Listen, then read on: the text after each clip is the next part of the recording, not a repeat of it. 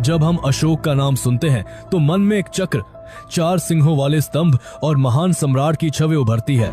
लेकिन अशोक की कहानी केवल उस शांत धम्म चक्र की नहीं है। ये एक ऐसे मनुष्य की यात्रा है जिसने क्रूरता की सीमाओं को तोड़ा, अपने ही विनाश को पहचाना और अपने अपराध बोध को करुणा के एक वैश्विक मिशन में बदल दिया। किंवदंतियों के अनुसार उसने सिंहासन तक पहुंचने के लिए अपने भाइयों के खून से हाथ रंगे और चंडशोक की उपाधि पाई। और जिस दिन सम्राट अशोक ने अपने जीवन की सबसे बड़ी और सबसे खूनी लड़ाई कलिंग को जीता, उन्होंने वो दृश्य देखे जिन्होंने उनकी दुनिया हिला दी। 1 लाख मृत शरीर, 1.5 लाख बेघर लोग, रोती हुई विधवाएं और खून से लाल एक नदी। उसी क्षण उन्हें समझ आ गया, जीवन वो नहीं है जो सत्ता का अहंकार दिखाता है। ये खोज आसान नहीं थी। आइए कहानी की शुरुआत वहीं से करते हैं जहां एक भविष्यवाणी ने इतिहास की दिशा बदल दी। इतिहास की धारा को मोड़ने के लिए कभी कभी एक तूफान की जरूरत होती है। 4वीं शताब्दी ईसा पूर्व के भारत में वह तूफान पश्चिम से आया। उसका नाम था सिकंदर, अलेक्जेंडर द ग्रेट। 326 ईसा पूर्व में सिकंदर की अजय समझी जाने वाली यूनानी सेना ने सिंधु नदी को पार किया, राजा पोरस से एक भयंकर युद्ध लड़ा, लेकिन अंत में थक कर बगावत कर दी।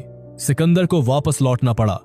वो बेबीलोन में मर गया, लेकिन अपने पीछे वो एक ऐसा राजनीतिक शून्य छोड़ गया जिसने भारत के इतिहास को हमेशा के लिए बदल दिया। सिकंदर ने यह साबित कर दिया था कि छोटे छोटे आपस में लड़ते हुए राज्य एक बाहरी महाशक्ति के सामने टिक नहीं सकते। उत्तर भारत के राज्यों, विशेषकर मगध के नंद वंश के अत्याचारों से जनता त्रस्त थी। भारत को एकजुट करने के लिए एक नई निर्णायक शक्ति की आवश्यकता थी। और इसी शून्य के अंधकार से 2 प्रतिभाओं का उदय हुआ।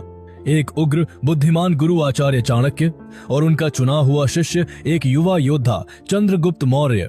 चाणक्य की कूटनीति और चंद्रगुप्त की तलवार ने मिलकर वह कर दिखाया जो असंभव लगता था।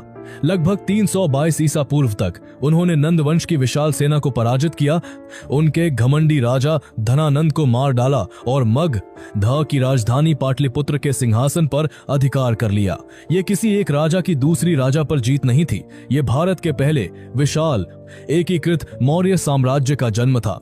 चंद्रगुप्त का शासन कुशल, केंद्रीकृत लेकिन निर्मम था।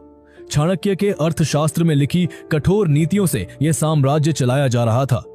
चंद्रगुप्त की महत्वाकांक्षा मगध पर रुकने वाली नहीं थी। उसकी नजरें वापस पश्चिम की ओर गईं, जहां सिकंदर के सेनापति अभी भी भारतीय भूमि पर काबिज थे।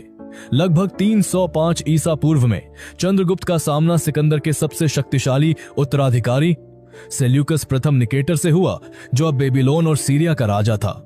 युद्ध का परिणाम भारत के पक्ष में रहा। सेल्यूकस को एक अपमानजनक संधि करनी